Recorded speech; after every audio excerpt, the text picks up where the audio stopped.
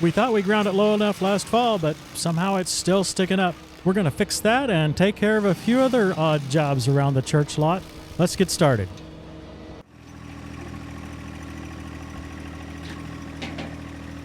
This was a huge stump, even though some of it was rotted out in the middle.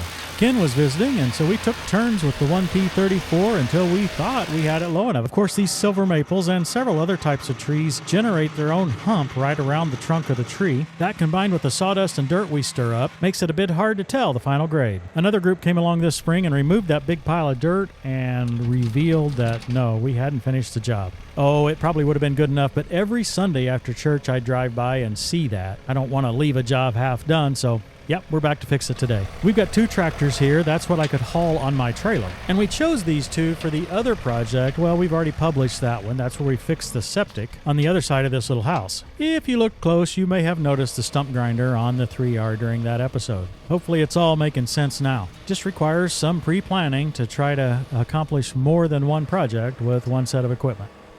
The 1P34 grinder is a huge improvement over the original 24-inch in several ways. First, notice that the hinge is gone. The 1P24, which was the original of these types of stump grinders to my knowledge, and all other grinders that I know of this style, have a hinge. The hinge is apparently supposed to reduce the shock load on the tractor and maybe reduce danger of tearing up your PTO system. I think the original intent was to not ever pull the grinder through the stump, just allow it to chew its way through using its own weight against the teeth. Well, it takes about 30 seconds using one of these to realize that that doesn't work, and you end up pulling against the backside of the hinge anyway, putting some pressure on these teeth to cut a little more aggressively than they would on their own. As far as the PTO shock, that's supposed to be handled by the slip clutch. So we just removed the hinge. The second improvement is the size again. By being 34 inches in diameter, the effective speed of the rotor is much, much faster. The teeth at the edge are spinning at 55 miles per hour instead of 39 miles per hour. I had to use AI to get specifics, but that means each tooth is hitting with 4 times the amount of force. But wait, there's more. Because of the bigger diameter, we're able to get 6 teeth instead of 4 teeth at each location. So 50% more bites per second, and each bite is hitting with 4 times the impact. It's no wonder this thing will grind. It grinds better than even the 3P24 swing type grinder. This one's made in Canada and available at local dealers everywhere. More info at Baumalight.com. Meanwhile, Dave's off on another project. He has been instructed that this wood pile needs to be moved from under these trees here to out where it can be burned. As you know, we do these projects just as a service to the church, and we find it to be one of the biggest joys of owning equipment like this. Just the ability to help out on things that not many people can do, or at least do easily. There is one key point I want to mention. The only way that we find out about such projects is to be involved in these organizations. In this case, Dave's involved in a Bible study early on Tuesday mornings, long before I ever want to get out of bed, but he finds out what needs to be done just by casual conversation with some of the guys that handle church grounds maintenance. The lesson for you is, if you want to find a way to help in your local church or in the community, get involved. There's not much more rewarding to do with small tractor than help people out. Dave's using the Artilleon rock bucket with dual grapple clamps installed. He's quickly gravitated to this as one of his favorite grapple attachments, maybe the favorite. It's good for firewood or other small stuff that might fall through a larger opening grapple, but at the same time it works well in general purpose usage as well. So if you need to work with firewood or perhaps rocks and want to buy a single grapple that can do everything, this will do the job for you, and do it well. We use it on the subcompact and the 2038R here. We really don't want to use it on larger tractors than that. It's really not built for anything that heavy. Artilleon.com.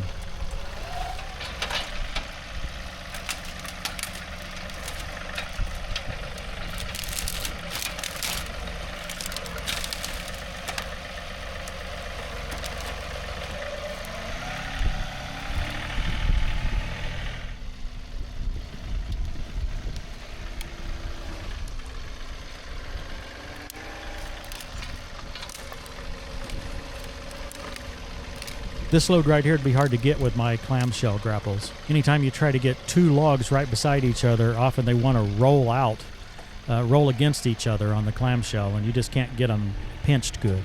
And notice this uneven load. 2 clamps are better than 1. You're probably tired of hearing me talk about it. but I can't help it. It truly is worth it to have 2 clamps on a grapple.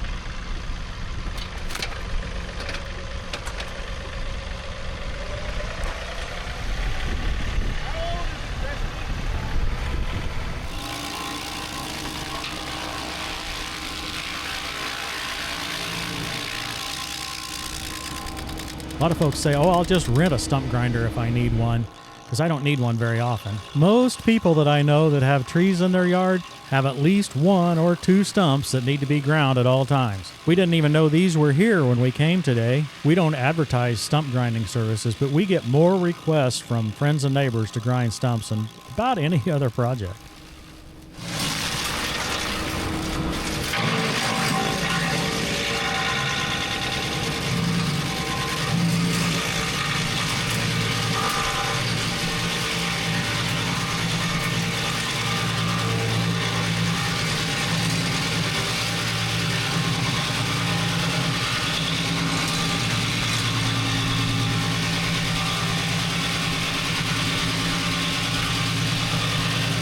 This grinder has the round green teeth, and I'm impressed because, yeah, look at that piece of steel I'm digging out. I've got no detectable damage or even wear on the teeth.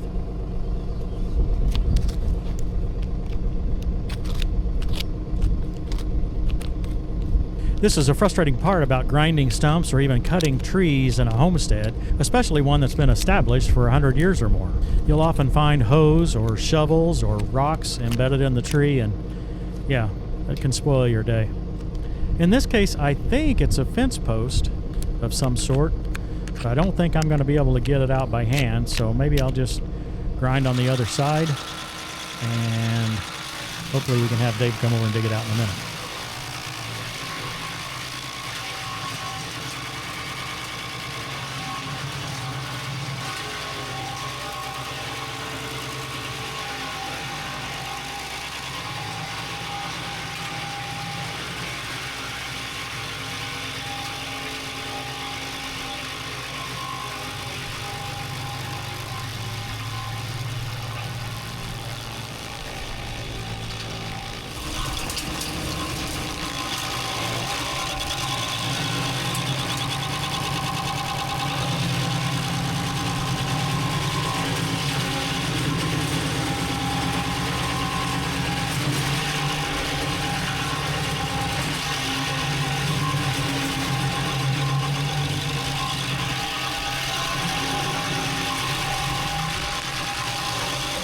Looks like there's concrete down in there.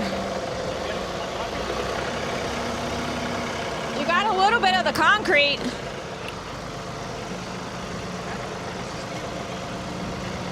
There was a piece of steel.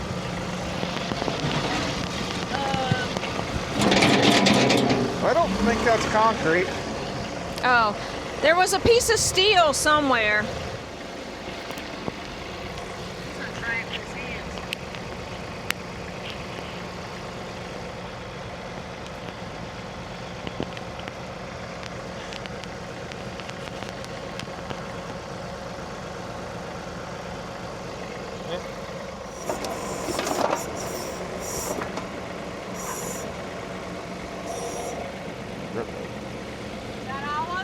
No, try to dig down more.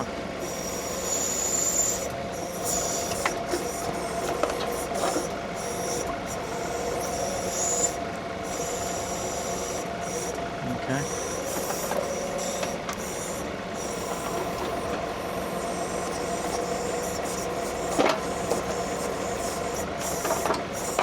Go ahead and dig that little bit of stump out then too. Maybe you can get it. If not, I can grind a little more there.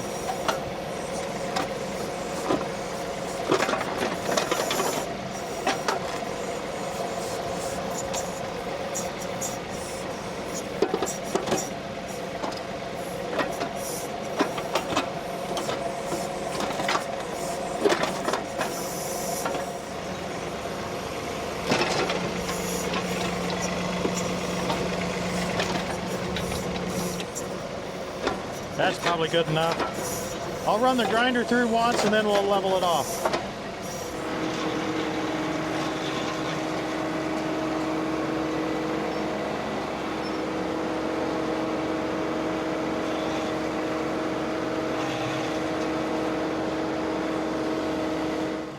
That's deep enough, isn't it? I'd say so. Just go ahead and level that out over that.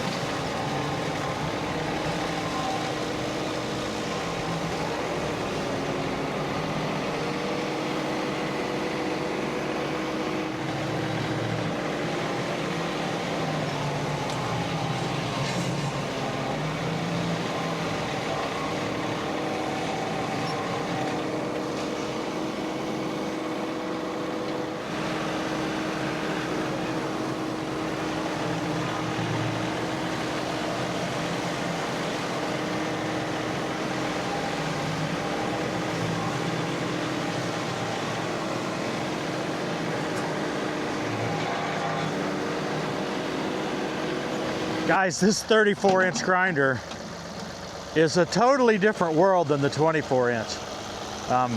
I've shown it before on several different tractors with the 25 horsepower subcompact. It's still a lot better than the 24-inch grinder. But on a larger tractor, a little heavier tractor, this thing competes with some of the big boys, actually, I think. I mean, it's an amazing grinder. Doesn't shake at all. And yeah, it cuts hard.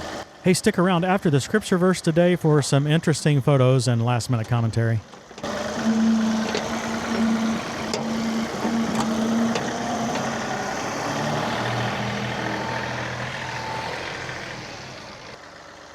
Hope you guys have enjoyed this episode. Just normal stuff that you would do to clean up around your house. Now dump it.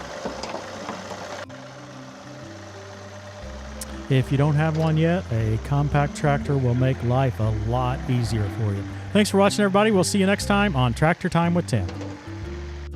Each of you should use whatever gift you have received to serve others as faithful stewards of God's grace in its various forms. The bass are growing in our pond, but maybe not quite fast enough. I'm a little disappointed at that.